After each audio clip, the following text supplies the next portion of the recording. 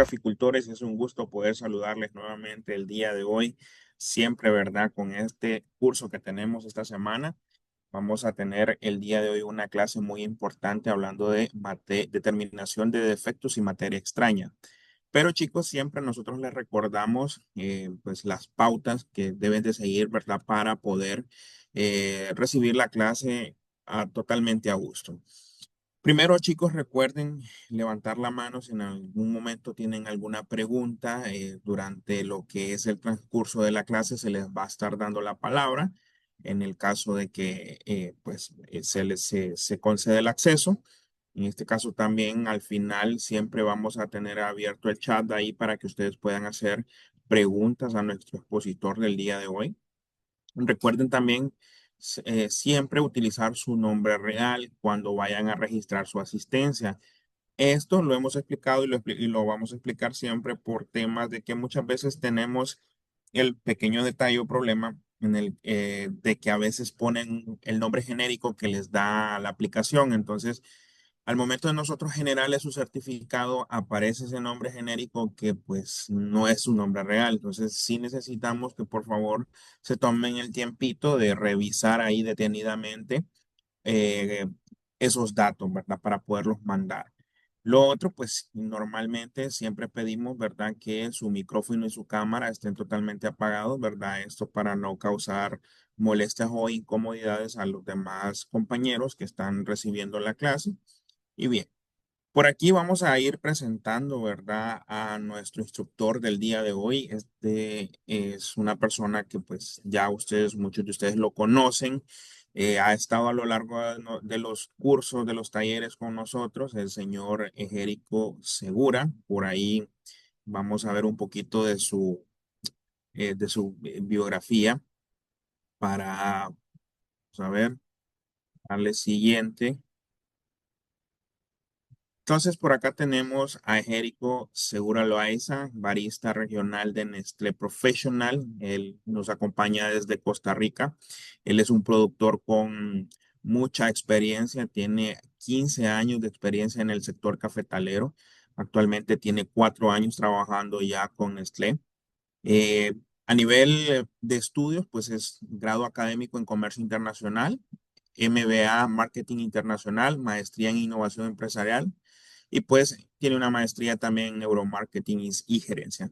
El señor Ejérico, pues es una persona muy amena con nosotros, el staff de jóvenes caficultores, y para nosotros siempre es un placer tenerlo aquí, ¿verdad? Dando clases, compartiendo conocimiento, pues es lo más importante y que podamos pues tener una clase amena y que alguien como él con su conocimiento pueda pues impartirla. Maestro, buenas noches, bienvenido. Lo dejo con sus alumnos para que inicie su clase.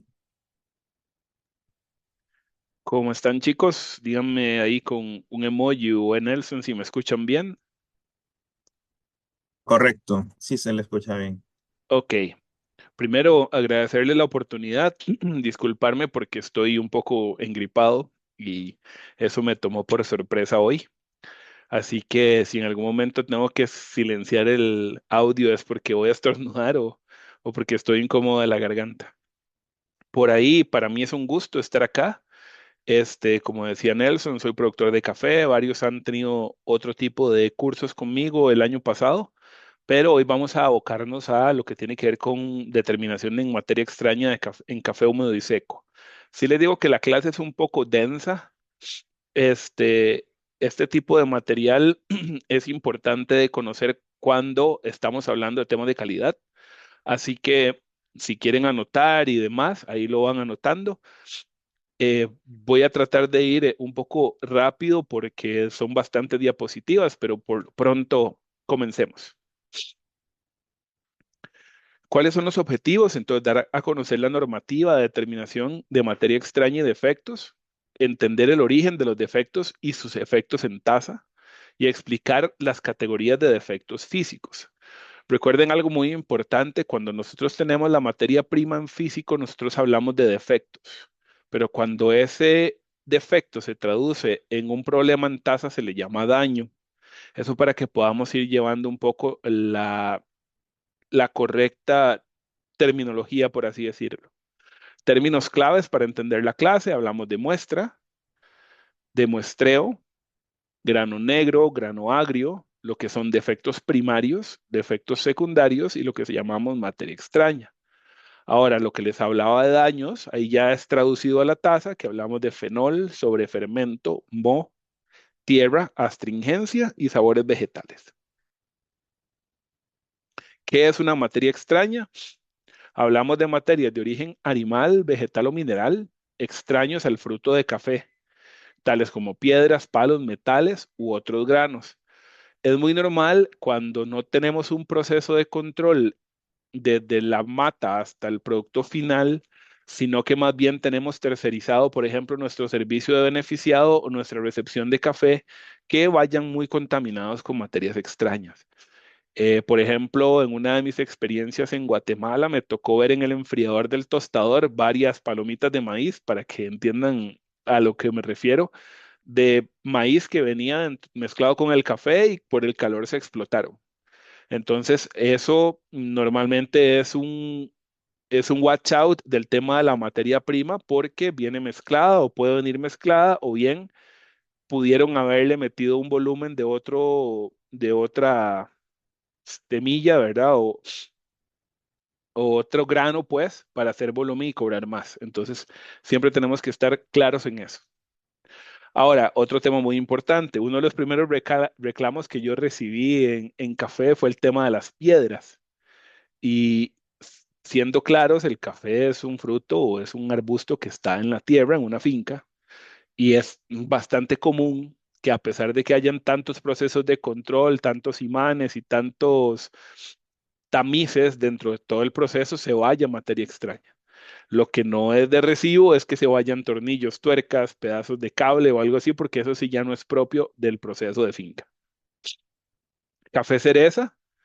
El principio de la norma es asegurar el cumplimiento de todos los requisitos de calidad durante la recepción del café. Determinar de manera porcentual y a través de un muestreo la cantidad de cereza de calidad y la cantidad de defectos presentes en una partida de café. La persona debe de asegurarse la competencia técnica para el análisis, identificación y clasificación. Esta parte es súper importante. Normalmente los que están en beneficio no tienen tanta exposición en la cadena de valor del café, pero son de los más importantes porque son los que nos libran a nosotros a la hora de hacer el café de poder tener este tipo de extraños dentro de la materia prima. ¿Cuáles son las herramientas? Bueno, el recipiente plástico, formulario y balanzas para hacer un muestreo del café cereza recolectado, para ver el tema de flotes principalmente. Entonces, eso es para ver la medición y cómo viene la materia prima. ¿Cómo se toma el procedimiento? Se homogenizan las muestras tomadas. Se toman 350 gramos de la muestra homogenizada. Revisar visualmente el aspecto de la cereza de café, clasificándolas y separándolas según defectos. Y se pesa cada categoría. Entonces va a haber un señor en el recibidor que va a tener un tubito de plástico o un recipiente con agua en donde va a poner el café, y la materia prima más densa va a irse al fondo del balde o del tarro, y la materia prima que flota o lo que sean extraños va a quedar en la parte superior del agua. Entonces lo van a sacar, lo van a contar, lo van a pesar, y con eso ya van a empezar a definir un poco la materia prima que viene de la finca. Esto en cereza. Entonces ahí vamos a ver cuáles son las clasificaciones. Tenemos cereza seca. ¿Cuál es el origen? Sequía o enfermedades, principalmente la antracnosis, o también qué ha estado pasando. Por ejemplo, la semana pasada estuve en Panamá catando un café y revisando, y nos dimos cuenta que el verano entró antes. Entonces, al entrar antes, le faltó más recurso hídrico al café para poder generar el mucílago, y el café se empezó a secar en planta. Una vez que se seca, esa cereza se convierte en flote. Entonces, una es un impacto que vamos a tener en el volumen del café, porque mucha de esa materia prima se va a convertir en rechazo desde el despulpado. ¿Cuál es el efecto en taza? Sobre fermento y fenol. Cereza sobremadura, esa es maduración en planta, y el sabor va a ser en sobrefermento o bien lo que nosotros llamamos fermento de fruta. Cereza verde, que tiene que ver con sequías y nutrición. Lo que principalmente nos va a tirar, igual que la cereza parcial madura, es astringencia. Si alguno de ustedes quiere referenciar qué es la astringencia, piensen en si han probado, no sé si allá, si en sus países la fruta también se llama marañón, pero pueden buscarla en San Google después para que se den cuenta y la puedan tropicalizar a sus países. Es una fruta que entra muy dulce y jugosa y de un pronto a otro le seca la boca. Esa resequedad de boca es mucho la astringencia y se da mucho por verdes o por parcialmente maduros. Y la materia extraña es un tema de recolección y hay taza sucia y daños en equipos. Ahora vamos con el café pergamino, la determinación de defectos y materia extraña. Aquí vamos a ver el tema de la norma hondureña, que lo que busca es un método de ensayo para determinar los defectos y la materia extraña del café en pergamino seco mediante una evaluación visual. Ahí lo que ustedes están viendo en la mano de la persona que sale ahí en la foto es café pergamino. ¿Qué se considera? Estas relaciones son 1-1. O sea, un defecto es un grano negro, un amargo o fermentado total. Ahí ven en la foto la explicación visual. Una cereza, de 2 a 5 piedras es un defecto, de 2 a 5 palos es un defecto y 5 granos brocados significan un defecto. Entonces, cuando yo hago el conteo de la revisión de la materia prima después de haberla sacado del saco, voy determinando y separando todo este tipo de defectos y al final hago un conteo total y puedo saber de 350 gramos cuánto es el porcentaje que significan defectos, ya sean defectos primarios, que son los más penalizados, o defectos secundarios. Hablemos de los primarios. Los granos negros son muy fáciles de ver, ahí los tienen, es un color opaco, se verán como marrones o marchitos y además la grieta del centro es demasiado ancha. ¿Qué pasa? Estos tienen que ver con una muerte regresiva de las ramas o plantas, que es una enfermedad, por ejemplo, que da mucho por humedad o por lluvias, que se llama, en algunos países le llaman derrite, en otros países le llaman antragnosis. Hay oxidación de los granos verdes, enfermedades relacionadas con daños del grano o por insectos y heladas. También pasa mucho que cuando la planta se enferma, por ejemplo, con una enfermedad fitopatología que se llama ojo de gallo, le llamamos aquí en Costa Rica, creo que así se llama en Centroamérica, porque me la encontré en Panamá ahora que fui, la planta pierde las hojas y a la hora de perder las hojas el grano queda expuesto al sol y queda expuesto al agua directamente, entonces también se seca. Y en la mayoría de casos la pigmentación es asociada con actividad de microorganismos, ya sea fermentación aeróbica o anaeróbica. ¿Cuál es el defecto en taza? Es un sabor mohoso, sucio, fermentado, apestoso como a pescado, pero ese de pescado es más como a temas de aceite oxidado y sabores fenólicos, que si no saben qué es un sabor fenólico, imagínense el agua de piscina.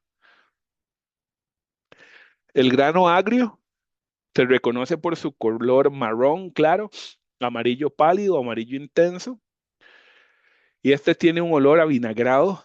A menudo se le ve una mancha oscura, a veces hueca en la punta. Eso indica que el embrión está muerto.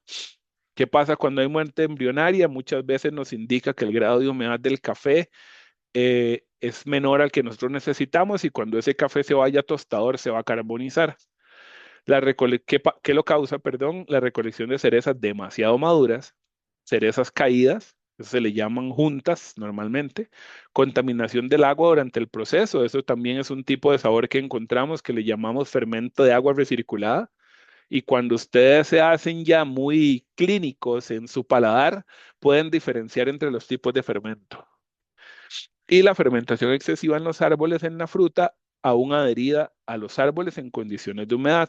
Yo soy productor a 2100 metros sobre el nivel del mar, así que todas las enfermedades que tengan que ver con hongos las padezco. Y también las padece la tasa final si no se hace un buen proceso. El efecto en taza, cuando son fuertes, los granos agrios pueden producir una acidez áspera y picante. La fruta prohibida, hablamos de podrida, perdón, hablamos de cebolla, sudor, bueno, ese sudor está un poco grosso, digamos, pero ya saben a qué me refiero. Sabores rancios, fétidos y apestosos. Ahora, no confundamos eso con materiales o varietales que tienen ese saborcito a cebolla como propio de su sabor. Por ejemplo, ahorita también en Panamá probé un maragogipe Y este maragogipe tenía sabor como a hoja de cebolla, pero era propio de su varietal. Entonces es un sabor que más bien se considera positivo, pero mientras no sea invasivo. Grano brocado severo, ahí lo pueden ver. La broca es un bichito que se come el grano. Y normalmente la broca es una de las plagas que más pueden verse en los cultivos centroamericanos. Los granos son causados por la broca de café, ahí viene el nombre taxonómico, y él es un pequeño escarabajo muy adaptado al café y es la plaga más grave de la agricultura cafetalera. Afecta la apariencia y el rendimiento de los granos verdes y tostados y puede resultar en sabores agrios, fenólicos o mohosos. Muchas veces en la broca lo que encontramos nosotros es que hay una afectación directa en el tema del rendimiento, porque el bichito se comió el grano por dentro, entonces no tiene peso. Y eso también nos afecta a la hora de tostar porque ese grano no va a tolerar la temperatura y se va a carbonizar. Entonces, para que lo tengan en cuenta. Ahora, daños por hongos. Estos son manchas polvorientas o esporas blancas, amarillas o grises en las primeras etapas del ataque y después aumentan hasta cubrir el grano. Comúnmente son causados por estos hongos que tienen ahí, no los voy a pronunciar porque probablemente no los pronuncie bien, y que puedan infectar a los granos en cualquier punto del campo, cosecha o procesamiento. Pero si lo ven la mayoría del tiempo son granos que están como mordidos o como comidos. Pueden producir sabores mohosos, terrosos, sucios y sobre fermentos y fenólicos. Y por materia extraña, este es el más sencillo de todos, porque son cualquier cosa que no sea café. Ahí podemos hablar de piedras, palos, clavos, que ha pasado, incluso a nosotros en procesos que son tan cuidadosos y tan revisados a nivel técnico, nos han llegado cables al kilo de café y normalmente dañan los molinos. Entonces sí es como normal, no aceptado, pero sí normal que por A o por B nos encontremos materia extraña en algún momento a pesar de los controles de calidad. Ahora, cereza seca, este es uno de los más castigados en función de la recolección, que este es, bueno, como lo ven ahí, es una cereza seca. La sequía y enfermedades pueden hacer que los granos se sequen en el árbol y eventualmente se caigan al suelo. Estos normalmente aparecen en la última parte de la cosecha, que es cuando ya se les manda a los recolectores a limpiar la planta para que la planta quede limpio completamente y no se coman los granos que quedan pegados, la nutrición que le vamos a dar a la nueva floración. Entonces ahí es cuando hay que tener más cuidado con este tema de la separación. Normalmente esta cereza seca se va en el proceso de beneficiado húmedo, y también, bueno, después en los procesos de recolección de beneficiado seco cuando pasa por la densimétrica y demás, pero hay muchos pillillos, productores que las meten para generar volumen y cuando uno las nota es mejor sacarlos porque es prácticamente seguro que vas a tener sabores a ceniza porque esto se carboniza y a la hora de molerlo es como moler un pedazo de carbón. Ahora vamos a los defectos secundarios, que ahí se suman estos, o sea, dos o tres cáscaras, dos o tres quebrados, cinco cortados o quebrados, 10 dañados por insectos, pero dañado leve, como lo ven aquí a la derecha, que solo tiene un huequito, y aunque no lo crean, o sea, nosotros contamos si tiene más de tres huequitos, ya es daño severo, si tiene menos de tres, ya lo consideramos un daño secundario. Negro parcial, flotadores o vanos, conchas, piedras pequeñas o palos pequeños. Aquí vamos a ver ejemplos de todos estos. Los partidos, mordidos o cortados muchas veces son daños que se dan a la hora de hacer el despulpado, que por A o por B esté mal calibrada la pechera, entonces se estripó y lo quebró. Por eso siempre después de cosecha se desarman los equipos para poder darle un mantenimiento y ajustarlos para la cosecha que sigue. Los granos quebrados, astillados o cortados generalmente ocurren durante la remoción mecánica de la pulpa, mucílago y pergamino de las cerezas. Efectos de taza puede causar sabores terrosos, sucios, agrios o fermentados.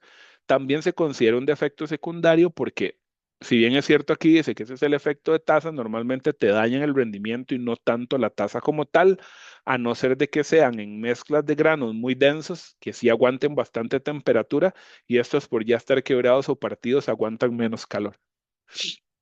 Granos inmaduros, este es el más común. Es a los que llamamos Quakers, que ustedes los pueden ver cuando compren grano o vean grano tostado, unos que son más claritos. Y esos son más claritos porque la recolección mecánica o recolección por arrastre genera que haya granos inmaduros. También la floración desigual puede causar tiempos de maduración inconsistentes. Este es otro de los problemas serios que estamos teniendo con estos cambios climáticos y es que no tenemos floraciones parejas. Al no tener floración pareja, el grano de café en la planta va a madurar en tiempos diferentes y con eso vamos a tener granos dispares a la hora de poder tostar. Por eso es que normalmente se ven más claritos. Generalmente imparte sabores herbáceos, verdosos, parecidos a la paja, cereales o amargos, y es la principal fuente de astringencia del café. Esos son muy fáciles de reconocer. Casi que mucha gente en los cafés de consumo deja Quakers, entonces cualquier café en grano que compren, hay una alta probabilidad de que traiga por lo menos unos 4 o 5 granitos.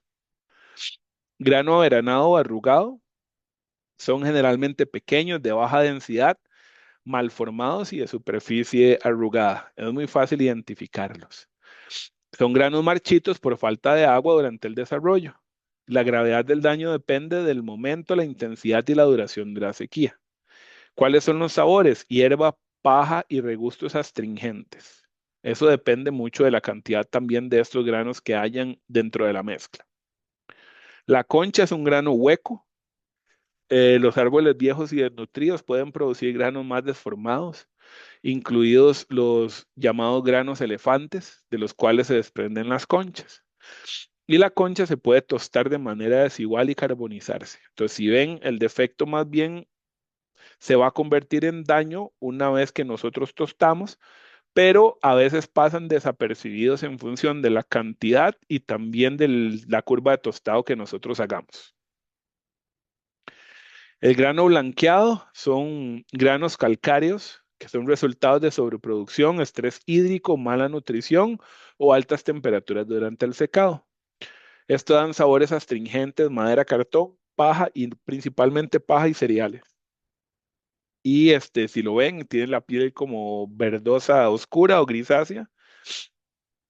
Y a menudo son granos que salen en el flote o que cuando se dio el proceso de flote no se seleccionaron bien y pasaron a producto final. Y este es también otro de los más comunes, que es el grano flotador. Son livianos y poco desarrollados. Estos se dan por exceso de humedad, altas temperaturas, lesiones y actividad microbiológica.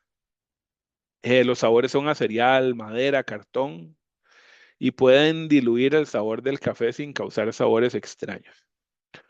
Es un grano que funciona, no es un grano de primera, pero para cafés de consumo se puede utilizar en pequeños porcentajes dentro de una mezcla que permita enmascarar el sabor, pero no les voy a mentir.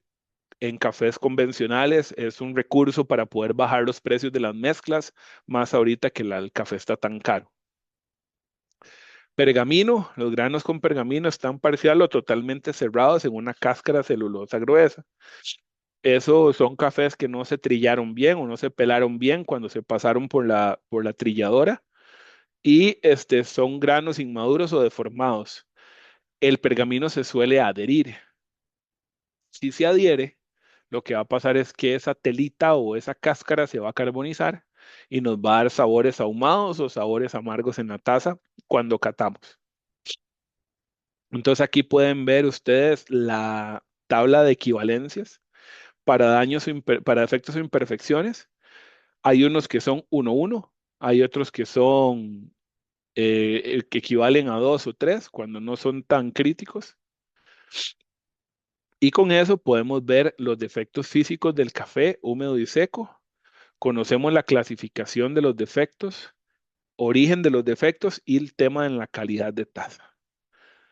No sé si tienen preguntas, chicos. Normalmente a mí no me gusta dar las clases muy magistrales porque son muy aburridas. Entonces, me imagino que del otro lado están tomándose un buen café y abrimos el espacio para preguntas. Si necesitan que me devuelva alguna diapositiva entre sus preguntas, con mucho gusto. Genial, gracias, Jerico. Por aquí tenemos algunas preguntitas guardadas para usted. En el caso Guardadas. guardadas, sí, guardadas porque los jóvenes pues, siempre pasan preguntando a través de nuestras redes. Entonces, esas siempre nosotros las vamos recopilando. Porque es normal, ¿verdad? Que los chicos pues quieran saber sobre este tema. Por acá tenemos una pregunta de Facebook. Nos mencionan por acá, en este caso, Jerico, para esto más que todo cuando tenemos colaboradores dentro de la finca, ¿verdad? Y Ajá. también los beneficios, cómo realmente podemos capacitar a las personas para que puedan identificar este tipo de defectos. Ok, lo que yo hago, por ejemplo, en mi finca y que cada vez más gente está haciendo es dar una muestra de cosecha.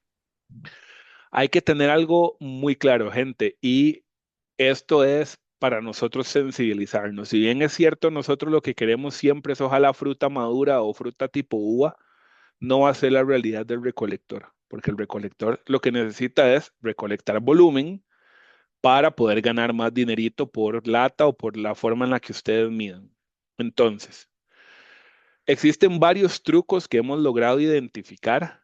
Por ejemplo, en lugares donde se les paga, cuando la finca es muy grande, se les paga un poquitito más por medida y con eso ustedes pueden asegurarse de poder exigir. También el tipo de pago cambia en función del momento de la cosecha. Cuando vos estás graneando, que es las primeras frutas maduras, vos puedes exigir una calidad de fruta madura porque es poquito lo que se va a recolectar por mata, pero es muy difícil que eso se dé también cuando estamos en centro de cosecha, que es la mayor maduración. Y también cambia a la hora de hacer la repela o el final de la cosecha. Entonces, mi recomendación sería que demos muestra de cosecha. ¿Qué es eso? Que usted mismo vaya y agarre los granitos y les diga, esto es lo que quiero, hasta esto tolero. Y a partir de ahí, tengas un precio diferenciado que ya está pasando en Panamá, por ejemplo, y no es algo que sea extraño. Se les paga un precio por el café maduro y se les paga un precio por el café verde. Entonces, el jornal termina antes y cada recolector tiene que salir y clasificar su café antes de medirlo. Entonces, vos no le estás diciendo que no le vas a pagar por el verde, si le vas a pagar, pero le vas a pagar menos. Entonces, a final de cuentas, eso los obliga a ellos a ser mucho más selectivos a la hora de recolectar, porque al final van a tener que escoger más. Eh, Tenemos crisis de recolectores, entonces hay que ser un poco empáticos con eso, porque es un problema que vamos a seguir teniendo a lo largo de los años. Demos muestra de cosecha, seamos muy claros con las reglas y seamos muy claros con el presupuesto que tenemos para poder pagar. Con eso nos vamos a asegurar que la materia prima sea lo más uniforme posible durante la época de recolección. Bien, por aquí Armando Bonilla nos hace una muy buena pregunta. Y es que él hace referencia al consumidor final y pregunta qué tan expuesto está el consumidor final a, a estos defectos que puedan estar en el café. Mira, es triste, Armando. Lo que la gente se está tomando ahorita en café convencional es tan malo, o sea, son calidades tan inferiores que a veces, a veces cuando tengo que catar cafés convencionales para darme cuenta más o menos de un perfil de un país, honestamente yo como soy tan apasionado del café me entristece que la gente esté siendo tan estafada por lo que está tomando. Entonces podría decirte que en temas ahorita de precios internacionales, el precio está tan caro que están utilizando materias primas de demasiada baja calidad y mucha gente lo que se está viendo expuestas en temas gástricos más que de paladar, porque ustedes saben que la gente normalmente, el común del consumidor le agrega azúcar y leche. Entonces enmascaran un poco esos defectos, pero la sensación estomacal siempre va a estar. Entonces están bastante expuestos para responder tu pregunta y afortunadamente también existe un movimiento que está migrando un poquito más a comprar cafés especiales, pero el 96% del consumo mundial sigue estando en cafés mainstream, entonces no es algo a lo que podamos escapar. Genial, Jerico, por aquí Fancy Sierra, creo que tenemos, vamos a ver, Fancy. Sí, Fancy Sierra que tiene la palabra. Por aquí ya le habilitamos lo que es el micrófono para que pueda hablar. Eso me gusta, que hagan las preguntas para escucharlos. Hola, buenas noches. Hola, Fancy. Bueno, yo soy del Paraíso, Honduras. Em, con respecto, creo que mencionó algo, la importancia de la maduración de la cereza del café. Ajá. Es más que todo cómo nosotros o podemos identificar el color o la maduración exacta al momento de recolectar el café, porque muchas personas es como que, ah, no, todavía se ve como muy amarillo, no está muy rojo, hasta que ya el granito se cae el solo, ah, ya decimos, ya está bueno para poder recolectarlo. ¿Cómo podemos Ok, identificar ya cuando recolectarlo, verdad? buenísimo y gracias por la pregunta. Te voy a contar algo. Yo soy daltónico, yo no veo colores. Y a pesar de no poder ver colores, puedo identificar cuándo es el óptimo de mi grano. Hay gente que le gusta ser más científica y lleva refractómetros para medir los grados Brix de dulzor, que es al final de cuentas lo que te dicen azúcares de fruta, el porcentaje ideal de recolección. Pero es un recurso muy caro y no todos lo tenemos a mano. Entonces, yo prefiero utilizar el ojímetro, o sea, que tu ojo al final de cuentas defina el grado de maduración. Sí tenemos que llegar a uva, en el ideal cuando vamos a trabajar cafés especiales que van a ser exportados. Si vamos a trabajar volúmenes de café que sean un poquito para consumo local y que no tengas tantos requisitos en función de preparaciones americanas o europeas, yo te recomendaría de rojo para arriba. Ahora voy a utilizar un costarriqueñismo para que no los escuchen como de mala manera. Hay unos granos que se les llama culo blanco, que es que en la parte donde está pegada con el púnculo hay un aro blanco. A eso le falta maduración. Ese ya entraría como pintón. Pero si vos quieres recolectar a partir de ahí, que solamente tenga como ese circulito blanco pegado al palito, por así decirlo, al entrenudos, a partir de ahí para arriba. Si se te pasa de uva, se te seca. Y si lo recolectas pintón, te va a generar tasas amargas. Entonces depende también de tu estrategia de venta. Yo sí les recomiendo que en centro de cosecha y en granea sean los más clínicos, que sea de rojo a uva. No así para los varietales amarillos. Esos son más complejos de recolectar porque la cáscara se tiene que poner casi que hasta estriosa. Yo por mis complicaciones de ver colores no siembro varietales amarillos porque nunca podría darme cuenta cuándo están, pero ustedes que ven colores y que los pueden ver, sí, son un poquito más propensos a caerse cuando hay agua o viento, pero se pagan bien. Entonces, en ese caso, que la cáscara esté un poquito ya estriosa, con rayitas, ya es como el punto óptimo en dulzor de maduración de un varietal amarillo. Esas serían mis dos recomendaciones. En granea y en centro de cosecha sí sean muy exigentes. Ya cuando vamos a entrar a limpiar la mata, más bien páguenle un poquito más al recolector para que él mismo clasifique y con eso ustedes puedan vender también, porque ese café verde se consume. Respondiendo a la pregunta anterior, ese café verde es lo que más está tomando la gente. Entonces, para que aprovechen todo. Bien, gracias, Jerico. Por acá también tenemos otra pregunta en el chat de Zoom, Alejandra Lewis. Luego de la pregunta de Alejandra, vamos a pasar con Piero, que también ya está habilitado para que pueda hablar, pero primero Ok. vamos a dar referencia a la pregunta de Alejandra Lewis. ¿Cuál es el proceso ideal para almacenar café, ya sea seco, paso a paso, para mantener su sabor y calidad? En este caso, Ejérico, también pues eh, creo que hace referencia también a qué etapas del proceso, en este caso de la recolección del café verde, o si es en la cosecha, en el secado o en el almacenamiento. ¿En cuál de estos procesos también podemos, como que dice, tener más influencia en en la aparición de defectos? Ok, el primer punto crítico de control es la recolección. Eso no nos lo vamos a quitar de encima. Entonces, si nosotros tenemos reglas claras con la gente que va a recolectar y con nosotros mismos a la hora de tener honestidad con el precio que vamos a pagar, es el primer filtro. Lo que nosotros como agricultores o como productores no hagamos a nivel de nutrición, la planta no va a hacer magia. La planta se va a comportar en función de la nutrición que nosotros le demos. Ahora, partiendo de una premisa de que todos estamos haciendo el proceso de alimentación de las plantas bien, el primer filtro es la recolección. A partir de ahí, todo lo demás va a ser un proceso en cadena con el tema del despulpado y demás. asumiendo que, que el despulpador está bien y tenemos una desmucilaginadora mecánica o si lo hacemos en pila de fermentación y que ese proceso esté bien, ya empezamos con el tema de la parte seca, pero recuerden, hay que tener control de aguas recirculadas, hay que tener control de la cantidad de tiempo que vamos a dejar fermentando el café.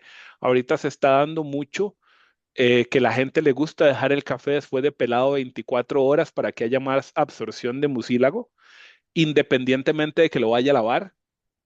Una vez que el grano absorbió esa miel, usted le lava el mucílago que queda por fuera, pero hay gente que lo quiere dejar 24 horas. Ok, bien, ese fermento puede ser potenciar nuestra taza, nos puede dañar, entonces hay que tener cuidado de ese proceso. Después de ahí nos vamos al patio secado. Hay cada vez más gente haciendo invernaderos para poder secar el café.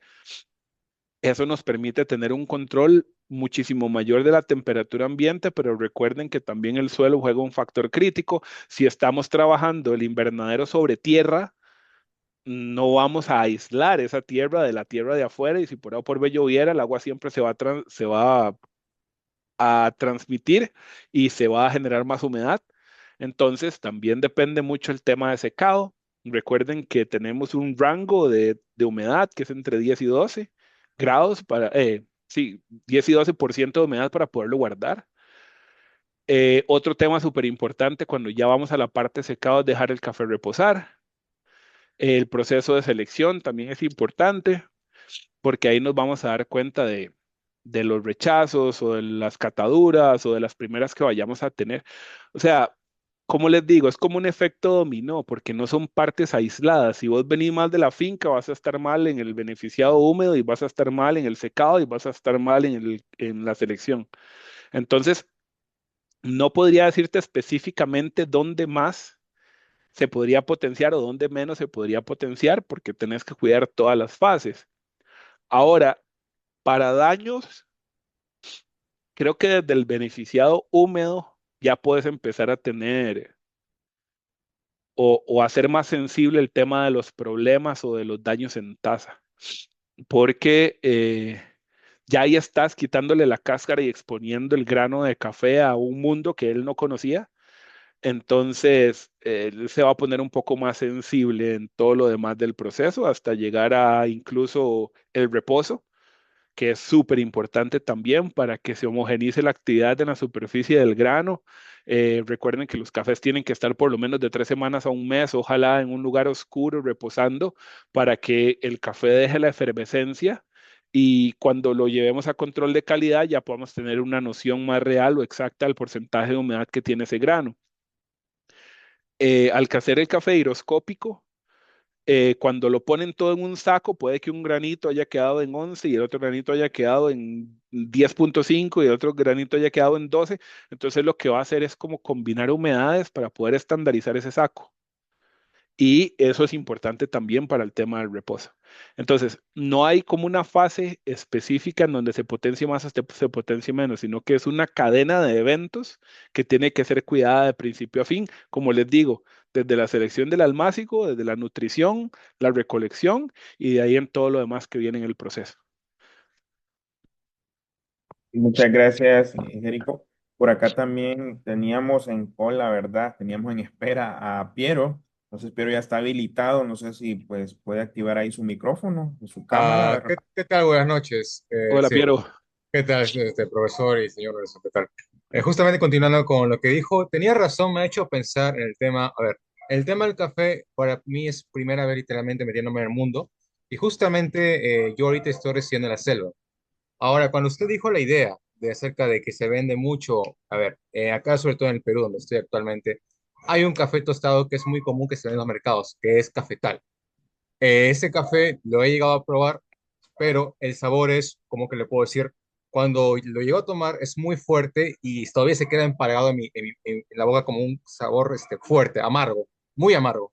Y yo me quedé un poco como que, ¿esto será el café verdadero? No creo. Y justamente aprovechando que yo estoy en Pichanaki, que es una zona de mucha exportación de café, aproveché en una cooperativa que tiene certificación internacional, europeo y demás de calidad, y acabo de probar su café que tiene diferentes sabores, es lo que más me sorprendió, que tiene diferentes sabores de chocolate, de dulzor y demás. Lo llegué a probar y el sabor es dulzor. Literalmente no se me empalagó. Después de haber tomado el café, no se me empalagó para nada en la lengua y solamente quedaba ese dulzor, ¿no? Y tal como usted, y tal como usted dice, todo depende mucho de cómo hace el procedimiento del café, ¿no? Del grano. Tiene mucho que ver. Justamente acabo de entender eso, ¿no? Claro, y es una bonita experiencia sensorial que lo hayan notado. Normalmente nuestros agricultores se toman lo último, lo que queda, lo que no venden, y se acostumbran a ese sabor. Por eso el amargo es lo que la gente en café convencional más premia, a diferencia de nosotros en Specialty Coffee, que nos gusta sentir más sabores balanceados. Mucha gente, si vos probás ese café dulcito que te sirvieron y es un tomador, como decimos, de antaño o de tinta, te van a decir que es aguachiria, creo que era que se decía en Honduras, o café aguado. Pero, y ni siquiera lo van a querer probar porque de que lo ven viene más claro, no está oscuro, no está, pero otro montón de gente se va a dar la oportunidad de poder apreciarlo y entender que para nosotros ahí sí ya la acidez y el dulzor, el balance, la uniformidad y el cuerpo son necesidades de destacar y no solamente el amargo. Esto es súper importante a nivel de experiencia. Y chicos, entiendan algo, nosotros necesitamos gente que tome café. Y el café es todo, desde esta experiencia de que parece un gato echando para atrás en la garganta, donde usted cree que lo que está tomando es aceite motor, hasta la gente que se toma un café con tazas que hasta se pueden pensar hasta pasmadas o crudas en tostado, pero lo importante es que la gente tome decisiones sobre lo que quieren tomar y nosotros facilitarles la experiencia. No es convencer, es mediar en mejorar la experiencia cada vez más. Entonces, buenísimo que te diste esa oportunidad y que aprendiste que mucho es en el tema, ya, o sea, que lo pudiste entender en sabor y ahora en teoría, porque es que una taza es tan diferente a la otra. Ah, ya. Y otra cosa quería preguntar, esta es una segunda pregunta. He visto que en el tema mercado europeo, más que todo, hay un puntaje respectivo en el tema del café tostado, ¿no? Por ejemplo, este café que he comprado es de acá, de la cafetería cooperativa ACPC de Pichanaki, es decir, sí es de 82 puntos. Ese Ajá. puntaje, no sé si usted sabrá que tendrá conocimiento cómo eso lo hace la Unión Europea, cómo pone ese puntaje, ¿no? De Ok. café. Existe un ente internacional que se llama CQI, que es lo que certifica a los catadores a nivel internacional. Entonces, ese ente se encarga de formar y nivelar a los profesionales que ponen ese puntaje que vos me estás indicando. Eso se llaman Q-graders. Ahora, este ente lo compró el SCA, que es la Asociación de Cafés Especiales, pero sigue siendo lo mismo. ¿De qué se trata? De homologar criterios. Porque al final de cuentas, la catación de café es muy subjetiva. Yo puedo encontrar unas notas y Nelson puede encontrar otras. La puntuación también va a ser muy subjetiva, pero ¿cómo minimizamos la subjetividad? Haciéndole exámenes y pruebas sensoriales a la gente que se va a dedicar a dar esos puntajes. Entonces, lo primero más importante era capacitar a la gente. Ok, ya tenemos gente con un panel sensorial que pasó unas pruebas y se certificó como catador internacional. Ahora bien, vamos a la otra parte. ¿Cómo vamos a interpretar su paladar? Entonces se hace una tabla y esa tabla ahora cambió de hecho el formato, pero normalmente lo que se hace es que por puntos y a ciegas, porque vos no sabes el café que estás catando, haces una catación y empezás a puntuar todas las cosas positivas y las cosas negativas que encontrés. Entonces se evalúa la fragancia, que es el café en seco, es una evaluación de intensidad, se evalúa el aroma, que es una vez que se le agrega el agua, se quiebra taza después de 4 minutos, entre 3 o 4 minutos, y se absorben esos vapores del café que se liberan, se evalúa o se contrasta contra la fragancia que se hizo y ya después se limpia taza y se empieza a trabajar la parte sensorial. Entonces ya ahí ves dulzor, ves sabor residual, ves cuerpo, ves uniformidad, balance, acidez y todo eso lo vas puntuando en este formato. Entonces toda la gente que pone ese punto utiliza, esos puntos, perdón, utilizan el mismo formato. Y al final, ¿para qué sirven esos puntos? Para saber en cuánto vas a vender tu café. Si está por debajo de 80 puntos, tiene un precio con Bolsa de Nueva York. Si está entre 80 y 85 puntos, es un café bueno, pero no es un café especial. Si está por encima de 85 a 90 puntos, ya estamos hablando de specialty coffee.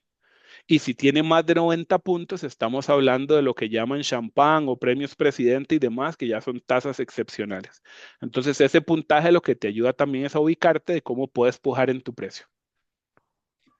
Ya, entonces digamos que ese puntaje ayuda mucho en el tema de comercialización, o mucho más aún cuando se va para Europa, ¿correcto? Sí, porque al final de cuentas hay un catador allá en Europa que va a recibir ese café y que también necesita saber del catador que está aquí en origen, en Perú, por ejemplo, cuál es la tasa o el puntaje promedio. Entonces, cuando yo recibo las muestras, yo me paro sobre ese puntaje que él hizo y lo contrasto contra el mío a ver si estamos hablando de lo mismo y a ver qué precio le ponemos al final. Ya, listo, muchas gracias. Con gusto. Bueno, muchas gracias, Piero, por la participación. Por acá le vamos a dar también Pero, pero oportunidad a las pregunten personas con vos, que chicos. están Eso me preguntando. gusta, eso me gusta. Vamos a darle oportunidad también a las personas que están preguntando mediante el chat de Zoom. Por aquí María Bocarando nos pregunta, eh, bueno, dos preguntas dice aquí. ¿Cuáles son las técnicas prácticas para saber que un café tiene entre el 10 y el 12% de humedad? Esa es la primera. Ok, eso es súper interesante. María, ¿es que se llama? Sí, María. Lo que es interesante, María, porque vieras que en mi pueblo y los viejillos decían, utilizaban el colmillo. Entonces agarraban el grano y lo mordían y cuando lo podían partir con el colmillo era que ya estaba. Obviamente eso ya no se recibe así porque estamos hablando de tecnología, ¿no? Pero usualmente hay medidores de humedad que son portátiles, entonces las muestras se ponen ahí y ahí mismo se miden y nos damos cuenta de cuánto es el porcentaje de humedad, porque también depende mucho de dónde lo seques. Si lo secas en patio secado, hay que tomar en cuenta que como el piso es de cemento y está en contacto con el sol, se puede convertir en una temperatura bastante alta como un sartén. Si ustedes tocan el suelo en pleno verano, está caliente, entonces puede que seque más rápido a que si vos lo haces en una cama africana que está suspendida en el aire y que lo único que tiene es como aire que pasa por debajo y el calor en la parte superior, entonces puede que el proceso sea más lento a que si vos lo secas en un invernadero con piso de cemento, donde no se va a pasar tanto la humedad del suelo, a que si vos lo haces en un invernadero con piso de tierra, a que si vos lo llevas a guardiola específicamente. La guardiola es un secado mecánico, es un cilindro que gira y que se le inyecta aire caliente indirecto para que se vaya secando el café. Y eso es lo que más se está utilizando ahorita precisamente por el cambio climático. No se sabe cuándo va a llover, entonces para no arriesgar el proceso. Dependiendo de la forma en la que vos seques café, mi recomendación es utilizar tecnología, en este caso medidores de humedad, para que vos puedas tener dentro del margen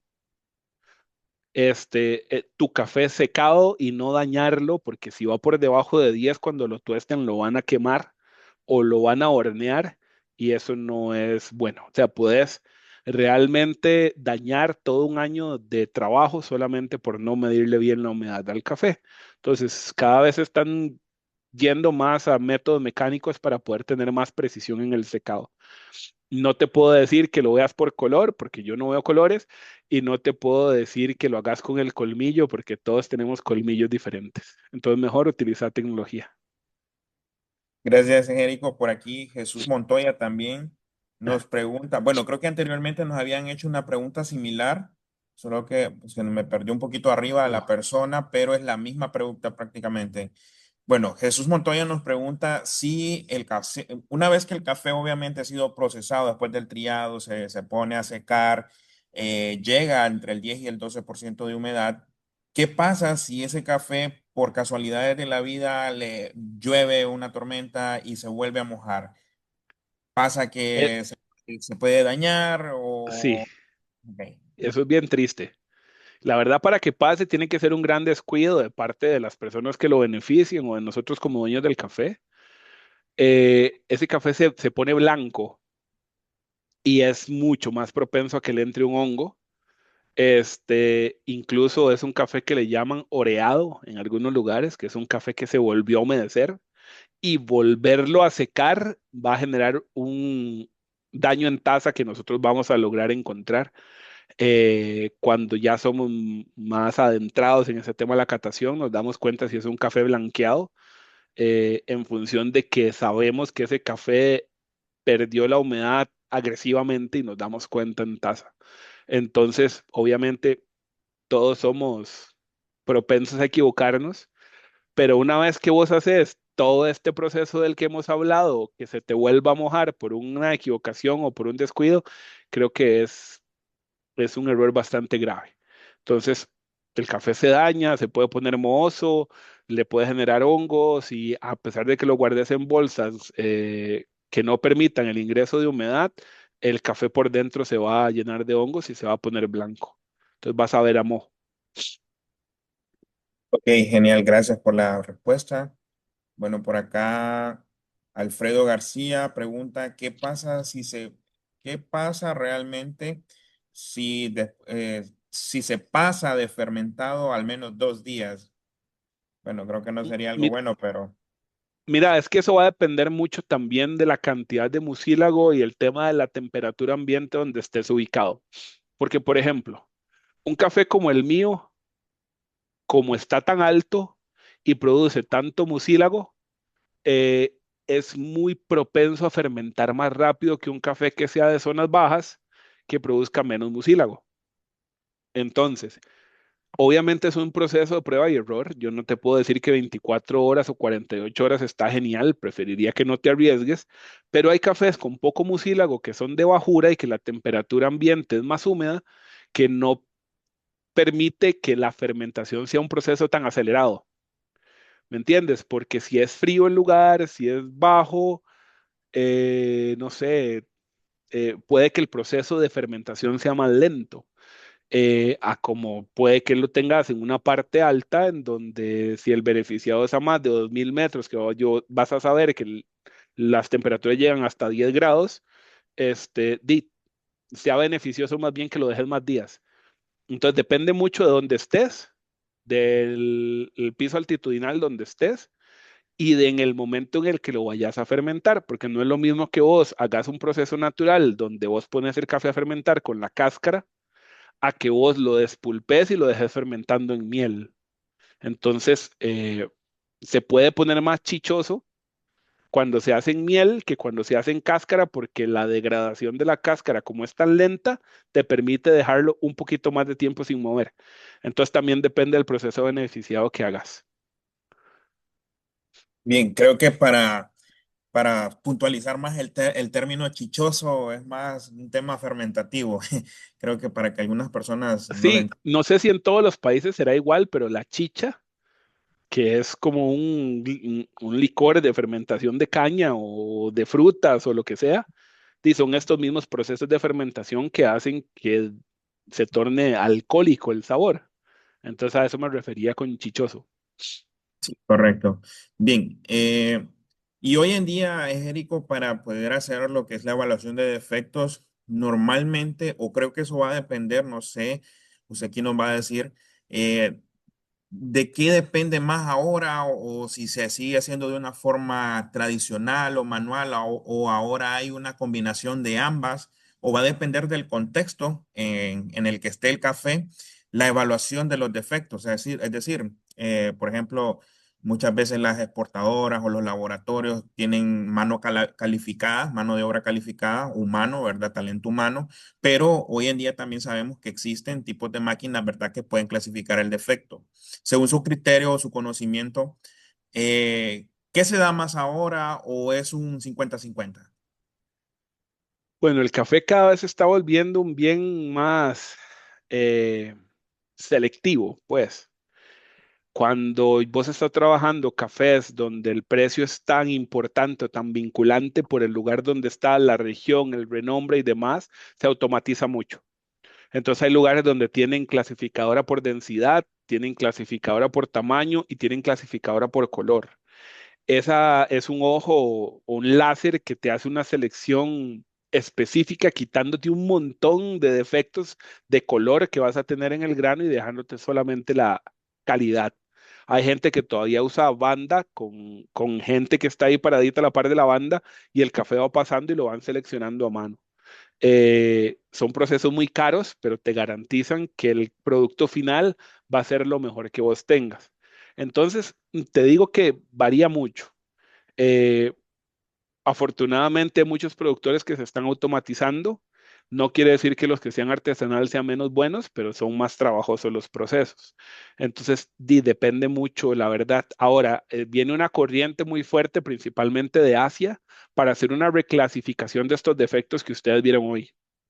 Entonces hay una alta probabilidad que dentro de unos 2, 3 años se estén discutiendo solamente defectos reales, los que se llaman primarios, y los demás se estén dejando de lado porque cada vez hay menos café. Entonces hay que ser un poquito más permisivos con los que se llaman defectos secundarios y probablemente se vayan a eliminar inclusive de la discusión y se vayan a centrar específicamente en daños reales de tasa, como los que vimos como defectos primarios, que son los que me van a impactar directamente la tasa y no así el rendimiento.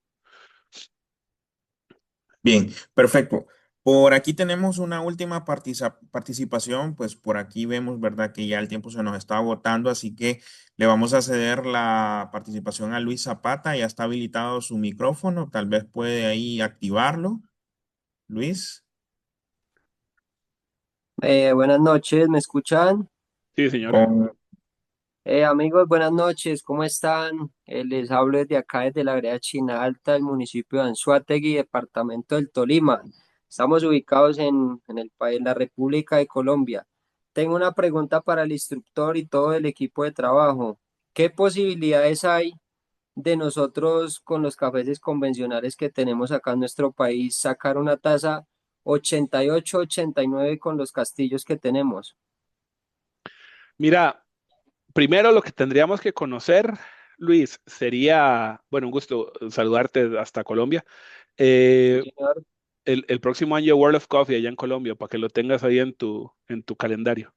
Em, Claro, sí, señor. Muy importante el tema de la variedad, porque la variedad define mucho el perfil de sabor. Si nosotros utilizamos variedades convencionales en siembra, vamos a tener tasas convencionales en cata. Entonces, lo que normalmente nosotros recomendamos es que empiecen a trabajar a nivel de parcelas y que esa renovación de cafetales los hagan con varietales que ustedes saben que van a tener ya por su genética una buena tasa, una tasa fuera de lo normal. Esto pasa mucho, por ejemplo, acá en Centroamérica hay una variedad que se llama Caturra y otra que se llama Catuahí, que pueden puntuar súper bien, pero como son comparadores universales, o sea, todo el mundo tiene ese café, entonces ya te van a bajar el precio, a pesar de que te cate 88, 90. Entonces, vos vas a hacer un esfuerzo en tu finca porque esa taza tenga el mejor manejo agronómico y puntúe bien, pero te va a castigar el precio. Entonces, Ok, sí, señor, lo, entiendo. lo ideal es que seleccionen de acuerdo al parque normal de varietales que vos sabés que en tu comunidad o en tu región dan una tasa sobresaliente y empieces a trabajar algo que nosotros llamamos agronomía de precisión, que es que vos logres hacer análisis de suelos, análisis foliares después de cosecha todos los años, para a través de la ciencia vos saber cuáles son los elementos que necesita comer tu planta para generar una mejor densidad y estructura celular en tu grano, un mejor bucílago, un mejor dulzor en tu bucílago y eso derive en una tasa que sea bastante competitiva. Es una práctica que tiene su costo, pero te va a recompensar en función del precio de venta que vos tengas. Por eso es que se recomienda hacer parcelado, no en unas fincas enormes, porque es prueba y error. Entonces tenés que ver elementos como la sombra, precipitaciones, erosión, terrazas, nematos, y tenés que decir, ok, este pedacito de mi finca, yo lo voy a trabajar como si fuera un diamante. Y vos a lo largo de Ok. 2, 3 cosechas vas a poder catar. Cuando lo recolectes no lo puedes mezclar, cuando lo beneficies no lo puedes mezclar y ya vos vas a ver, vas a empezar a entender que esa práctica o ese manejo te va a redituar en la tasa.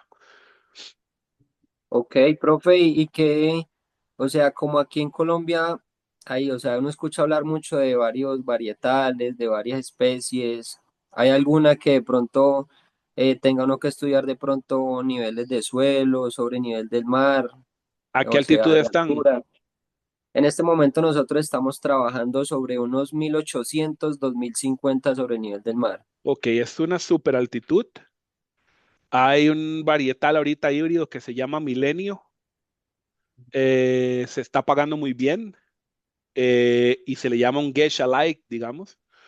Em, Puedes trabajar típicas borbones, puedes trabajar los pacamaras. Ustedes tienen un clima, no sé dónde estás, pero si es similar al de Panamá, pacamara y maragogipe están pegando fuertísimo allá. Entonces podrías hacer un análisis más o menos. Hay una página, creo que está en la Asociación Internacional, el Comité Internacional de Café, ¿La donde hay una, federación? no sé si la Federación de Colombia lo tiene, pero la Federación de Cafeteros de Colombia tiene que tenerlo porque son benchmark para el mundo, o sea, todos los análisis e investigaciones que han hecho son muy buenos sobre qué tipo de varietal te recomienda según la altitud y según el microclima, porque ahora nosotros estamos llegando inclusive hasta microclimas. No es lo mismo un geisha sembrado aquí en Costa Rica que sembrado en Panamá. ¿Por qué? Porque tienen diferentes vertientes, diferentes precipitaciones, diferentes horas sol, diferentes influencias volcánicas en el suelo. Entonces, la Federación de Cafetaleros de Colombia lo tiene muy, muy, muy bien detallado en función de la zona donde estás y qué varietales podrías vos sembrar para que te den una mejor tasa. Profe, aquí en Colombia existe eso se llama CENICAFé, eso es de la federación, donde hacen todas ¿Ok? las investigaciones de todos los cafeses, Ujú. pero resulta y pasa de que la federación en el momento no recomienda los varietales, ¿sí me entiende? Porque ellos dicen que tienen ventajas, desventajas, que les da mucha roya, o sea, ellos Sí, están en lo que ese... pasa es que en tu altitud es importante que tengas manejo preventivo sobre la roya, pero no te va a impactar, porque por el frío la roya no es porula y la roya Ok, se transmite sí. por una espora. Entonces vos vas a ver el foco donde probablemente en algún momento quise regar la roya, pero como no es caliente, no se va a diseminar. Vos tenés que preocuparte más bien por la distancia entre siembra. Digamos, yo te recomiendo que ya tenés que trabajar varietales a 2,5 por 3, ya no 1 por 1,5, ya no 2 por 2, ya tenés que ampliar más porque nuestro problema a estas altitudes son las enfermedades fungosas, no son las enfermedades de suelo o la roya o la llaga macana o así, sino es más el hongo. Entonces, entre más distanciemos las variedades, vamos a tener un mejor desarrollo de la planta, el sol que tengamos nos va a quitar la humedad y entonces así es como comenzamos a trabajar. No, no entiendo muy bien el tema de los varietales, por qué los eliminan, digamos, pero sí es bueno que vos vayas pensando en cepas originarias. Si encontrás Kenias, si encontrás Etiopías, hay uno que se llama CL28 que está pegando mucho, CL35. eh, o sea, no desistas de encontrar esos varietales porque hay muchos y vos lo vas a hacer para hacer un nanolote o un microlote especializado. Ellos probablemente te den esa indicación porque están pensando en volumen y café convencional, pero vos estás pensando en una taza sobresaliente. Entonces no tengas como miedo en esa parte. Bien, Jerico, muchas gracias por haberle respondido a Luis. Esperemos que sea de total provecho para él, ¿verdad? Su respuesta. Sabemos que pues estas clases son para eso, ¿verdad? Para que aprovechen los chicos su conocimiento y pues sigan compartiendo y puedan compartir entre nosotros mismos también lo que es el conocimiento que ellos tienen. Chicos, hemos llegado al final del taller o la clase del día de hoy.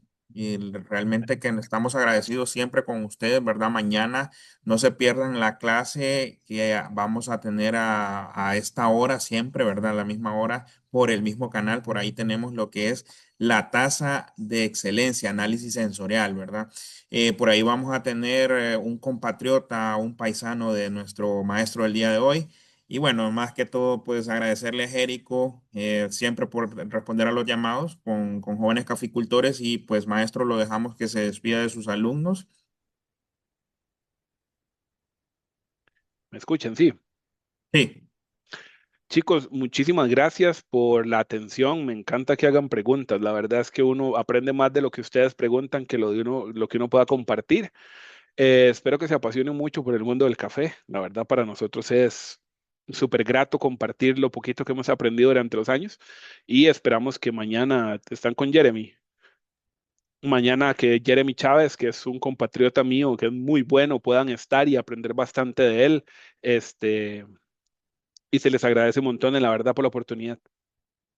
Gracias, Carla. Nos esforzamos por eso. Bien, Érico, muchas gracias nuevamente. Pues de parte del staff de Jóvenes Caficultores, chicos, les deseamos buenas noches. Saludos, maestros, a la distancia. Abrazos. Saludos.